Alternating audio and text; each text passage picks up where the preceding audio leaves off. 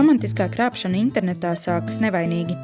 Iepazīšanās, atrunas, ka meklējot vēstuļu draugu, tad jau pirmie komplimenti, smaidiņi. Saziņa lēnām kļūst par ikdienu, viens otram uzticot savus dzīves stāstus un sajūtas. Līdz brīdim, kad šai mīlestībai pēkšņi nepieciešams steidzams naudas pārskaitījums.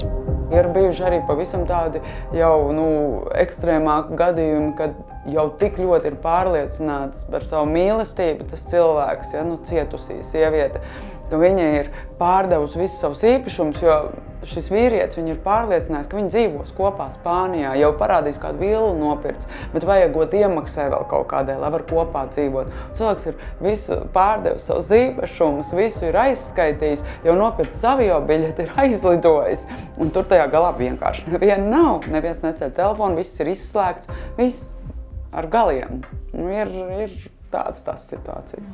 Gadiem ejot Latvijas drošākā interneta centrā, šādi un līdzīgi stāsti ir sakrājušies pārēm. Arī labajam hakerim Elvisam Strazdiņam pēc stāstiem kabatā nav jāmeklē. Zinām kāda sieviete, kur ar savu pielūdzēju sarakstījusies pat 6 gadus. Viņa bija, man liekas, no Slovākijas. Tas, ka mums tos kontus sūta no visas pasaules. Bet tā viena, ko mēs izvilkām, viņa gada laikā bija 7000 pazaudējis, tā bija latvieta, caur kuru mēs uzgājām jau vairākus citus. Elvis Strazdiņš secinājis, ka bieži krāpnieki uzdodas par ANO karavīriem Sīrijā, kuri grib tikt prom no misijas, prasot naudu ceļam mājās un solot ar lielo algu un pensiju dalīties. Pārsvarā tie visi ir no Nigērijas. Tur šī romantiskā krāpšanas tēma ir ļoti populāra un ļoti bieži mēs saskaramies tieši no šī reģiona. Un viņu galvenais uzdevums ir nozagt visu naudu baltajiem. Iestudējumi un paņēmieni ir dažādi. Māja Katkovska stāsta, ka citreiz tiek izspēlēta arī atraitņu un vientuļā tēva kārts. Melots, ka notikusi nelaime un steidzami vajadzīga nauda ārstēšanai, sūtot mākslīgā intelekta veidotas fotogrāfijas no slimnīcas. Sūta dāvanas, saka, ka ir ļoti turīgs, vēlas aizsūtīt dāvanu, un tad nevis tas pats cilvēks, bet tad it kā no muitas, no pilnīgi cita e-pasta atnāk e-pasts, ka jums tāds un tāds cilvēks sūta dāvanu, bet jums ir jāsamaksā atmuitošana. Tur kaut kāds 1000, 1500. Dažādi ir. Lai arī izplatītāki ir citi krāpšanas veidi, valsts policijā tomēr ik gadu reģistrē virs 20 romantiskās krāpšanas gadījumiem. Problēma ar tām romantiskajām krāpšanām ir tāda, ka par tām neziņo ļoti daudzos gadījumos, dažādu iemeslu dēļ, bet tad, kad ziņo, tas jau ir tādi notikumi, kas jau ir sen sākušies un arī jau kādu laiku atpakaļ pabeigušies, kur izmeklēšanai ļoti sarežģīti kaut ko noskaidrot. Policijā novērots, ka krāpnieki mēdz būt ļoti pacietīgi. Sarakstīšanās mēdz ilgt pat pusgadu vai gadu, līdz ir kāds pirmais jautājums par naudu. Tie, ko mēs redzam, tie materiāli, kad ir sarakstas sākušās, parasti naudu sāk prasīt pēc kāda mēneša, nevelk ilgāk garumā, jo tas vienkārši nav izdevīgi cilvēkam. Drošākā interneta centrā uzskata, ka krāpnieki pārsvarā uzrunā aptuveni 50 gadus vecas sievietes, kuras ir šķīrušās. Policijā piebilst, ka arī ļoti daudz vīriešu iekrīt krāpnieku lamatās. Viņi gan gluži neraksta, kam pagadās, bet savus upurus izpēt un atlasa. Par to eksperti ir viensprātis.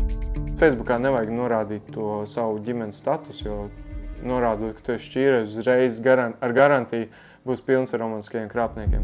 Ļoti reti krāpnieki ir kādi atsevišķi individi. Lielākoties tie ir ārzemēs esoši grupējumi, kur sēž ofisos un caurām dienām sarakstās ar vairākiem upuriem vienlaicīgi. Nesen šāds krāpnieku perēklis uziets Filipīnās.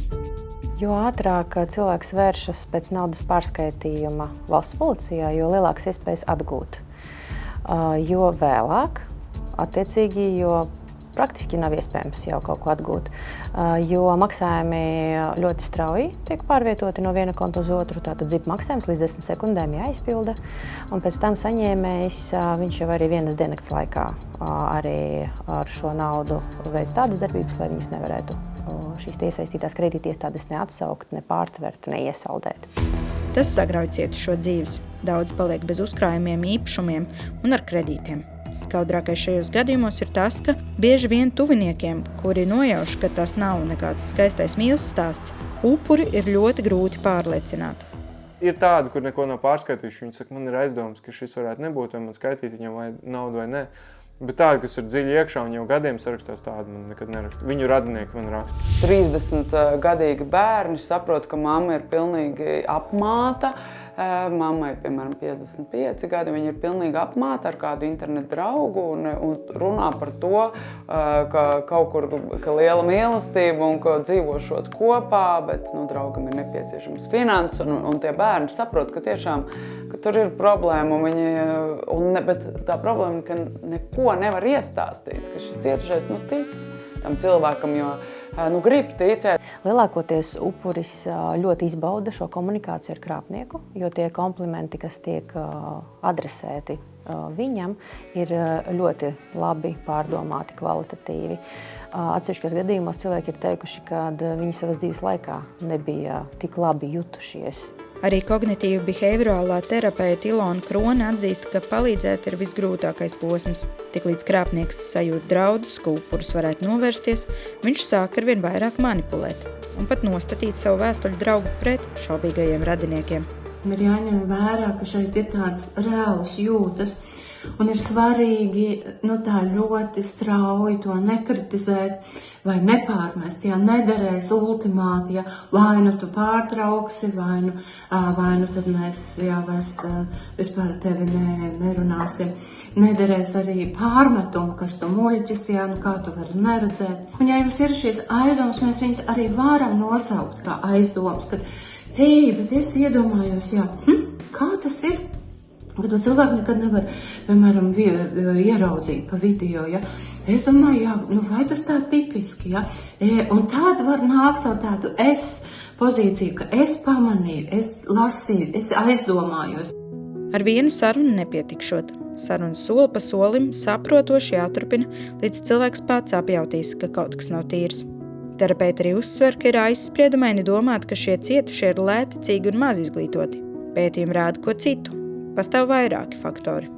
Dziļi sirdī varbūt ir šī pārliecība, ka mani jaunu piemānīt nevar. Es esmu pietiekami tāds un tāds, un lai tik pamēģina mani apkrāpt. Tad es esmu imūns pret apkrāpšanu, jo man ir pieredze, izglītība un tā tālāk.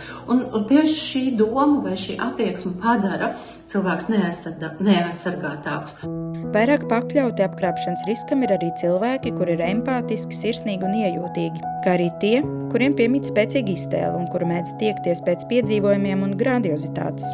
Šis viss var labi strādāt tad, ja tas ietrāp arī tādā komplektā ar tādu emocionālu ievainojamību, kas notiek paša cilvēka dzīvē, kurš ir iekļuvis šajās attiecībās, kaut kāda emocionāla krīze, praktiska krīze, vai tas arī sakrīt ar tādām vajadzībām, varbūt pēc brīvības, pēc piedzīvojumu ceļojumiem, kas ir ļoti normāls vajadzības. Protams, ka aiz bailēm tikt apkrāptam nevajadzētu arī izolēties un otras pusītes meklējumos mest plinti krūmos. Randiņa aģentūras vadītāja Daina Zēna, kura organizē ātros randiņus un iepazīšanās pasākums klātienē dažādu vecumu cilvēkiem, teica: Viennozīmīgi tā ir vientulība un salkas pēc mīlestības. Īstenībā jau nav noziegums vēlēties tādu īstu, skaistu mīlestību. Tikai mazliet to vēso prātu un varbūt padalīties ar kādu draudzeni, kas tad īsti notiek. Visā visumā iepazīties ir droši. Ja cilvēks tam pieiet mazliet arī ar prātu, nevis ar tādu aklu ticību pēc īstas un mūžīgas mīlestības, tad viņš spēja izvērtēt tos riskus, kad cilvēks varbūt mānās vai viņa profils nav īsts. Arī Māja Katkovska aicina, ja esat uzsācis ar kādu svešinieku sarakstīties, noskaņojiet sevi tam, ka es neticu visam, ko man saka.